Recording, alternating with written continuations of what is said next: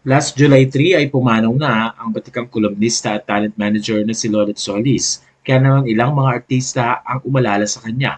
Makikita sa post ni Noel Ferrer ang ilang mga actors at actress na kung saan ay si Manay Lolet Solis ang nagmamanage. Pumunta doon si Bong Revilla, Gabby Concepcion at ilang mga personalidad tulad ni Lani Mercado at Lorna Tolentino para makiramay. Kwento ni Noel Ferrer, we say thank you and goodbye to a spark that lit up our lives. Nanay Lolit Solis is a force of nature, a whirlwind of love, laughter, and drama. To the world, she might have been a showbiz personality, often misunderstood, but to us, she was so much more. She was a loving friend, a doting mother, and a constant presence in our lives.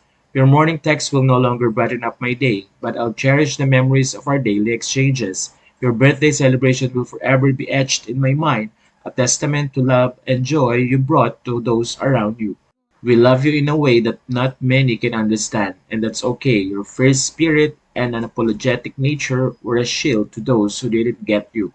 But to us, it was a reminder of your strength and resilience. Rest now, Nailolit. Your love and laughter will live on in our hearts. Matatanda ang ilang araw bago pumanaw si Lolit Solis ay tila nagpaalam na rin ito. Ayon kay Manay, "Sabi everyday I wake up talagang parang miracle na sa akin. Kasi nga usually pag natulog ako, I feel so weak na hindi ko na alam na kung saan ako dadalhin ng tulog ko. I am very thankful pero admitted ko na medyo pagod na ako.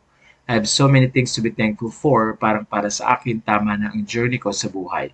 Been there, done that. I feel complete and grateful to my God. So if I will live now, no regrets. Life was good to me. People are nice.